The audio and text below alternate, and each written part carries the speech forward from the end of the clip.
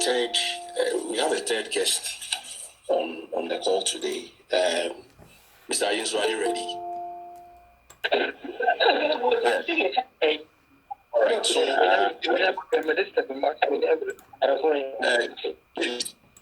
please, I would encourage all of us to mute our microphones except the guest speaker. All right. Good evening. I don't know if you can hear me, but I believe you can hear me. Now, two speakers have spoken already, and I think we've picked quite very necessary information from it. The second speaker was very much on point when he stated that when one would want to lift up workplace competence as the sole thing needed for being successful at a workplace, it might not be, it might not be right. He was very true.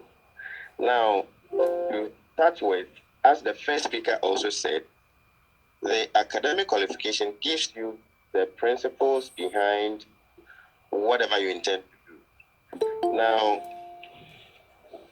to do anything meaningful, you need to understand why you are doing what you are doing. What are the principles? What are the underlying factors behind it? What are the scientific reasoning behind what you are doing? And so you go to school, you are given the various theories, the various mathematics, and the various information behind it. And then you are given a test. You are tested, and then when you seem to have passed or proven enough understanding of concept, you are given a certificate. Now, when organizations advertise for positions, whatever, or openings, they state the minimum qualification that is needed. So maybe they will state you need to have HND, mechanical, electrical, or BSc, this or that. That is very necessary qualification. However, the paper itself or the qualification itself does not do the job. There have been instances that people have been fired from their workplace, not because they didn't have the academic qualification. They had it, but because they didn't prove enough competencies on the job. When the second speaker was speaking, he mentioned leadership competence,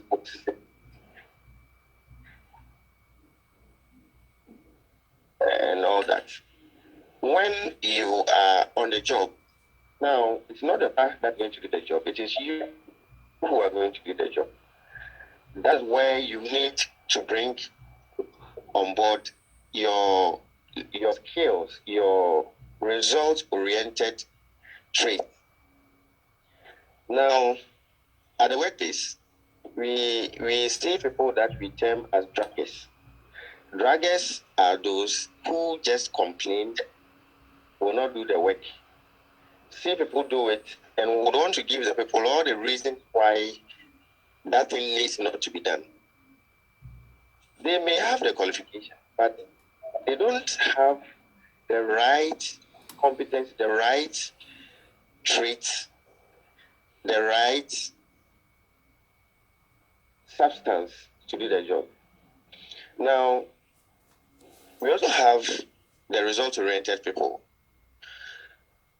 Sometimes somebody may not necessarily be, let's say, have HND mechanical.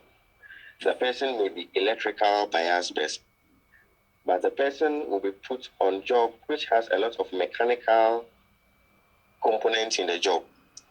Now, the person's right posture, right enthusiasm, right spirit to be able to learn the things and be able to do it as though the person had the certificate is what is important. Typical example, I work at Mantra Ghana Limited and we work on excavators. We service, we sell, and then we repair.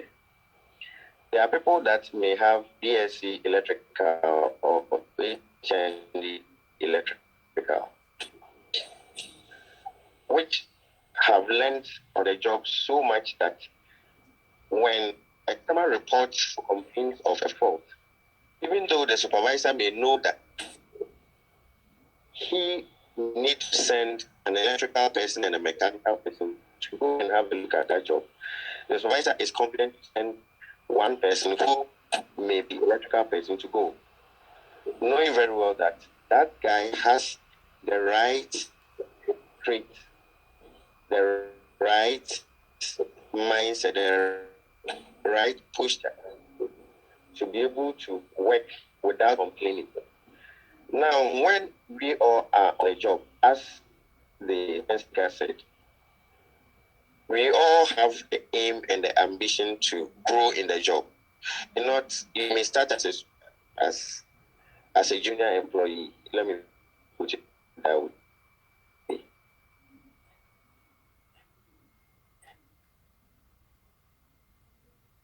Or a manager want to be promoted to be a super or a director, senior manager or director or whatever it is. The paper itself, yes, shows that you have the degree, you have the qualification, but then your attitude on the job makes the difference. In fact, attitude separates the men from the boys. When one is on the job and then one is working, there are a lot of things that are seen that makes somebody be able to be identified. A typical example, you may put two people in at a place to attend to a job. By mere interaction, observation, and analysis, you'll be able to differentiate between the two. Both of them may have the same certification or the same certificate, but their approach and attitude will separate the two. So nobody is saying that academic qualification is not good. In fact, it is very good. Most of us admire people who have learned up to the pinnacle of their various places of stages of endeavor. For example, when we see somebody who has BSc or MSc, MPhil or PhD in an area, it is very admired, and some of us would really want to learn to that level.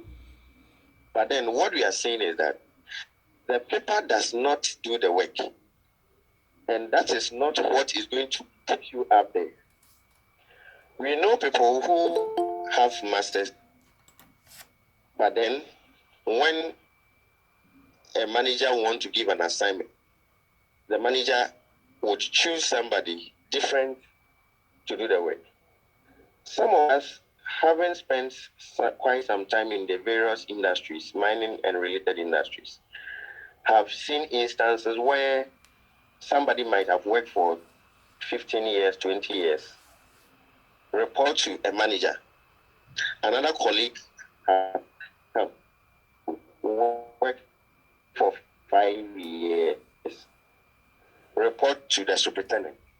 And has been instances, real life situations, where the manager is, and the manager has requested that the person who rather reports to the superintendent should ask him. I may not want to go into details, but I had that experience at Golden Star.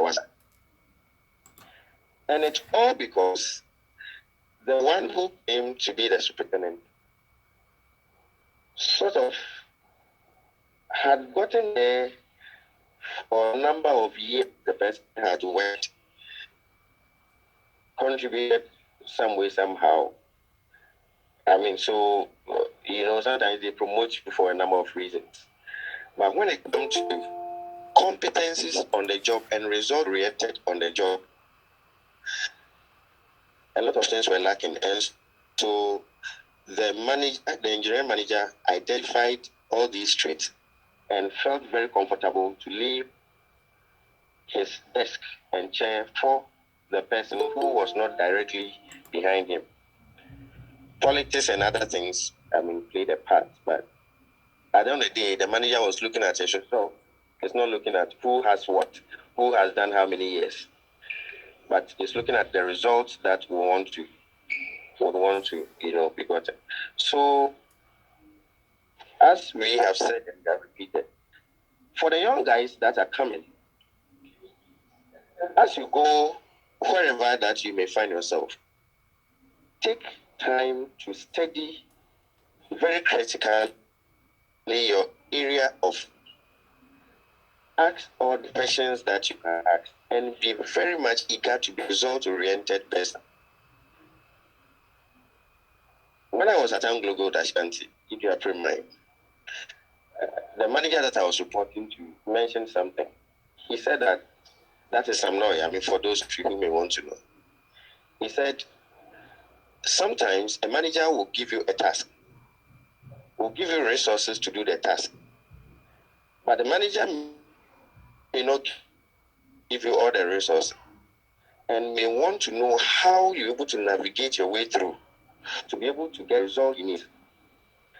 All these things are ways of assessing everybody on the job, so that if a manager gives a task and let's say give you 70% of the resources you need, and you come complaining, and the manager gives another person a task, gives him let's say 70%, and the person is able to get the result needed, the manager is very comfortable to note that, okay, in case I'm not there, or in case there's a real life situation that the resources are not available to that much, I will still not found one them. Because mind you, the manager that you are sending your result to also report to a manager, or report to the managing director, or the general manager, or whoever it is. And so he always wants to find out who are the result-oriented people, who are able to do the work, and who are able to give him the needed thing that he needs. This is not to say that you kill yourself and you work recklessly without safety. Sometimes a task may be given to you. If the safety standard and safety protocols that we have, your life is in danger, you have to bring it on board. You don't have to kill yourself, because mind you, when you die, the next second, the job will be going on. Nobody dies and the world moves 23 hours or 25 hours. It is 24 hours. So, in as much as qualifications are important, which we admonish people to go, for me, every knowledge is important. People call me and be like, I want to do this course. Do you think it's necessary? Think it's important? I tell them that in as much as you want to acquire knowledge, it's very important. You may not be able to use it directly at that point, but in a way, it will contribute to it will give a broader spectrum of life and give you probably a different view. However, the certification alone and the paper does not guarantee your success. It's your approach, your understanding, and your attitude to life, and your appetite for results that makes the difference. So, in as much as we are urging our people to study and to get certification, what is important is the attitude after the certification. So, ladies and gentlemen, I would pause here and listen to other speakers that may come on board. And if there are any questions, we will all try to answer it. Thank you very much. Thank you very much.